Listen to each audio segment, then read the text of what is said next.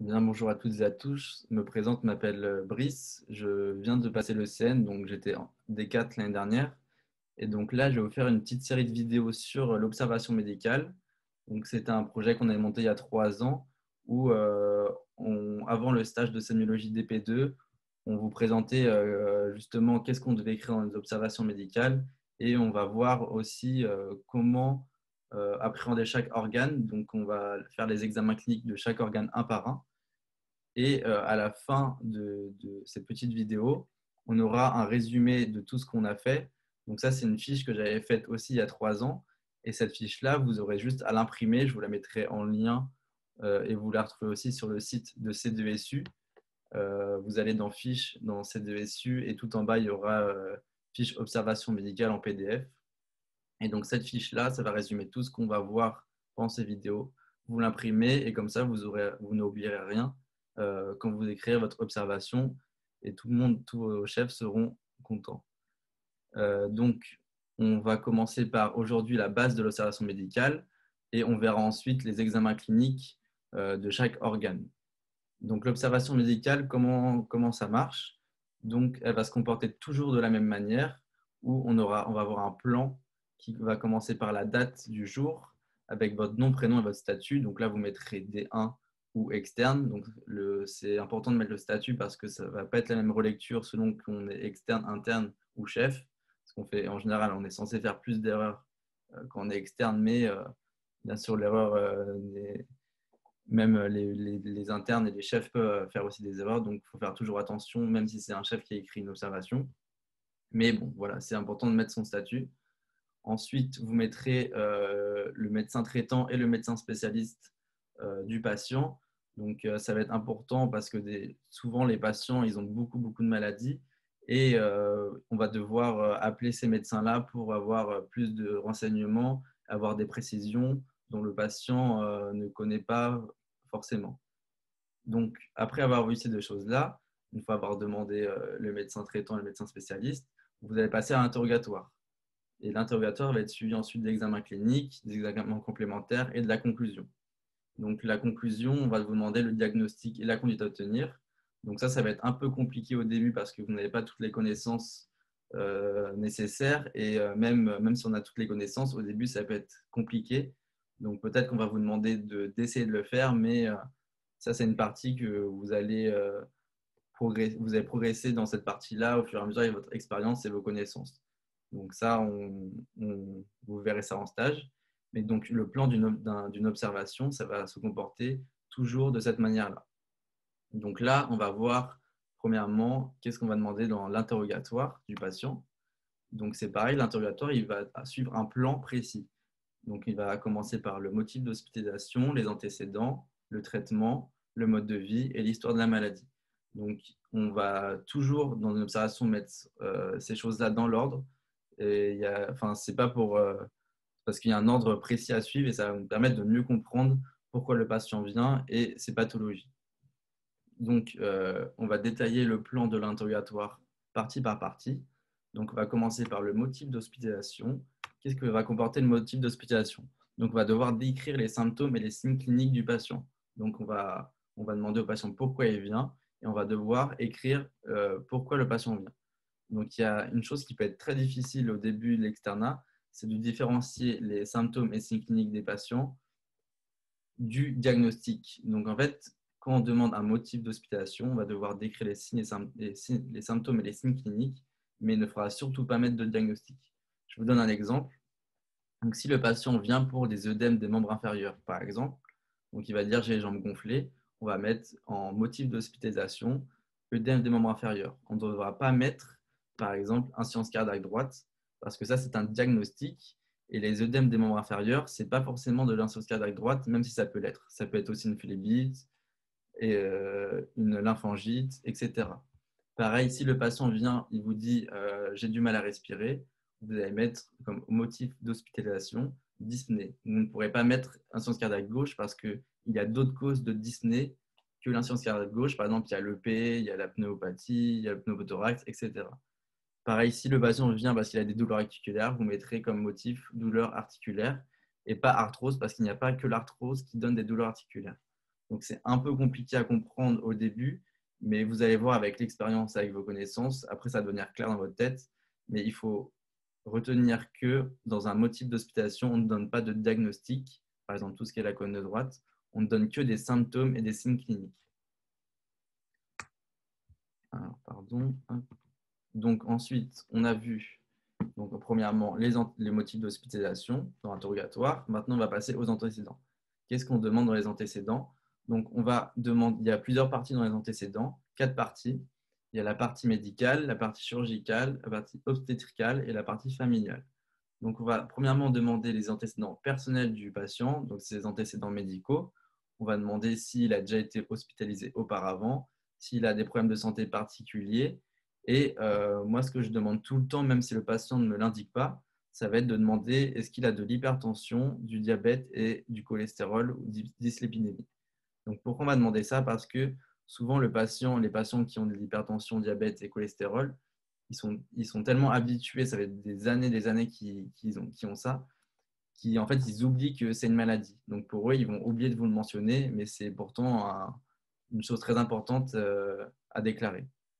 Donc, moi, je demande donc s'il a été hospitalisé, comme je vous ai dit, s'il a des problèmes particuliers et est-ce qu'il a de la tension, du diabète, du cholestérol. Ensuite, on va demander est-ce qu'il a des problèmes, il s'est déjà fait opérer, est-ce qu'il a des problèmes chirurgicaux, donc le lieu, donc quel hôpital ou quelle clinique il s'est fait opérer et la date de l'opération.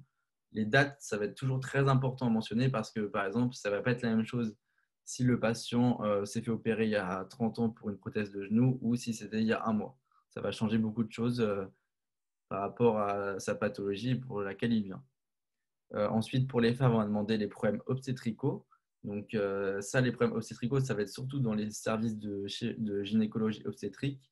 On va quand même le demander dans les autres services, mais en général, c'est moins mentionné.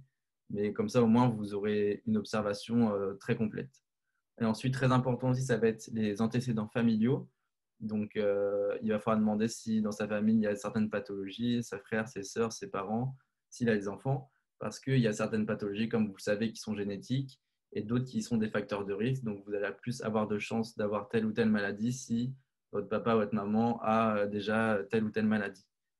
Donc, ça va être les 4 points clés dans les antécédents, sans jamais oublier la date à laquelle il a eu ses antécédents. Donc, l'interrogatoire, il y a eu le motif d'hospice, les antécédents, et maintenant, on va demander les traitements. Donc, dans les traitements, ce qui va être important, ça va être de marquer l'ADCI, donc dénomination commune internationale. Donc, ça, c'est le nom du médicament, depuis quand il prend ce médicament, à quelle dose il prend ce médicament et à quel rythme aussi, ce qui n'est pas écrit dans cette diapositive. On va demander à quel rythme il prend, est-ce qu'il prend le matin, le midi, le soir. Et souvent, on va demander directement l'ordonnance au patient parce qu'il y a des patients qui ont beaucoup, beaucoup de médicaments, donc ils peuvent nous oublier. Et avec l'ordonnance, au moins, on est sûr qu'on n'en oublie pas. On va aussi demander souvent pour les femmes, est-ce qu'elles ont une contraception? Et donc, le traitement, c'est très important aussi par rapport aux antécédents du patient parce que, comme je vous ai dit, il y a des patients qui ont beaucoup d'antécédents et ils peuvent oublier de vous en mentionner. Et donc, vous pouvez dire, ah, mais pourquoi vous avez tel médicament? Parce que j'ai telle maladie. Et donc, ça peut vous, vous compléter votre observation. Le patient a oublié certaines pathologies et grâce aux médicaments, vous allez savoir, ah, ben, en fait, il avait aussi une autre pathologie. Donc, on a vu les 3 premières parties de l'interrogatoire. Maintenant, après le traitement, on va passer au mode de vie. Donc, qu'est-ce qu'on va demander dans le mode de vie? Donc, on va demander des choses générales, mais il y a des choses très importantes à savoir. Ce qui va être très important dans le mode de vie à demander, ça va être l'autonomie du patient, ça va être l'intoxication alcoolo-tabagique et ça va être les allergies. Donc, ça, c'est vraiment les 3 points clés à savoir. On va aussi demander la situation familiale du patient parce que on va pouvoir faire appel à une assistante sociale. Par exemple, est-ce qu'il est marié, il a des enfants, est-ce qu'il est divorcé, où il vit. On va demander où il travaille, est-ce qu'il travaille encore aussi. On va demander aussi l'autonomie. Donc, comme je vous le dis, c'est très important parce que surtout en réanimation et en gériatrie, souvent les patients non autonomes, ils ne vont pas être acceptés en réanimation parce qu'il n'y aura pas de gain à aller dans ce service-là. Ou par exemple en gériatrie, ça va être très important de demander ça parce que suite à l'hospitalisation, on va devoir peut-être mettre en place des aides à domicile Et ça va être très important pour que le patient récupère une autonomie ou alors puisse rentrer chez lui. On ne va pas laisser un patient rentrer chez lui sans aide alors que, par exemple, il ne peut pas marcher. Donc ça, autonomie, c'est très important, surtout chez les personnes âgées, à demander. Ensuite, on va demander les intoxications alcoolo-tabagiques. Donc l'alcool, le tabac, est-ce qu'il fume ou prend des produits illégaux. Donc ça, on va demander quelle quantité il en prend, à quel rythme. Le tabac, vous calculez en paquet à l'année, ça vous savez ça, je pense, ou vous apprendrez à le faire. Et aussi, troisième point très important, ça va être les allergies. Donc bien sûr, on ne va pas donner un médicament pour lequel le patient est allergique. Et ensuite, on va demander les voyages, les vaccins et les animaux de compagnie. Ça, c'est vraiment pour certaines maladies très particulières. Donc, on n'a pas forcément, on ne le demande pas tout le temps, c'est vraiment rare. Mais pour les voyages, ça va être très important. Par exemple, surtout si le patient revient avec de la fièvre d'Asie ou d'Afrique, on va avoir des alertes, des warnings, où là, on va directement chercher certaines pathologies. Et les vaccins, c'est pareil, ça va être très important, encore plus pour les enfants et pour les personnes âgées qui sont plus à même d'être immunodéprimés ou de ne pas être vaccinés contre certains agents. Donc ensuite, on avait vu le mode de vie. Et en dernier, dans l'interrogatoire, ce qu'on va demander, c'est l'histoire de la maladie. Donc justement, la grande histoire, pourquoi le patient vient à l'hôpital ou chez le médecin traitant. Donc, on va demander la date, l'heure, depuis quand ça dure, est-ce qu'il y a eu des nouveaux symptômes qui sont apparus, est-ce qu'il y en a qui ont disparu, est-ce qu'il y a d'autres signes, comment il est venu, s'il est venu avec les pompiers, s'il est allé voir déjà son médecin traitant, est-ce qu'il est passé par d'autres services auparavant. Donc ça va être les questions que vous allez vous orienter par rapport à la pathologie du patient. Vous n'allez pas demander les mêmes questions selon qui vient pour un diabète ou alors une fracture. Donc ça, vous allez vous orienter au fur et à mesure et vous allez apprendre dans les services avec l'expérience et avec vos connaissances comment orienter un interrogatoire.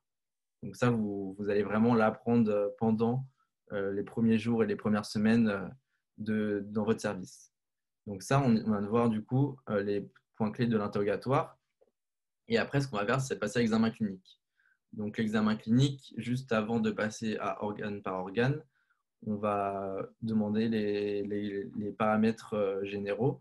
Donc, ça va être premièrement les paramètres vitaux. Les paramètres vitaux, ça va être par exemple la tension, la fièvre, est-ce qu'il y a de la fièvre, la température, la saturation, la fréquence cardiaque, etc. Donc, la plupart du temps, ça, vous l'avez par les infirmiers et les infirmières, mais ça peut être à vous de le faire et d'être amené à le faire, par exemple dans les contextes d'urgence, ou alors si l'infirmier et l'infirmière n'a pas eu le temps de s'en charger. Donc, ensuite, vous allez demander est-ce qu'il a une altération de l'état général. Donc, l'état général, il va être recherché par 3 critères, ce qu'on appelle les 3 A. Ça va être anorexie, amaigrissement, asthénie. Donc, l'anorexie, ce n'est pas ce qu'on entend par le terme général d'anorexie dans la vie de tous les jours. Ça va être est-ce que le patient a encore de l'appétit. S'il n'a plus d'appétit, on va dénommer ça l'anorexie. Ensuite, est-ce qu'il va avoir de l'amaigrissement? Est-ce que ces derniers mois, ces dernières semaines, il va être amaigri? Ou alors est-ce qu'il va être asthénique, donc c'est-à-dire fatigué? Donc ça va caractériser l'état général du patient. On va aussi rechercher les aires ganglionnaires. Bon, ça, c'est surtout dans certains services, par exemple l'oncologie ou l'hématologie, ça va être très important. Dans d'autres services, ça peut être un peu moins, mais c'est bien aussi de rechercher un peu les aires ganglionnaires. Ça va être surtout au niveau du cou, des aisselles et des plis inguinaux.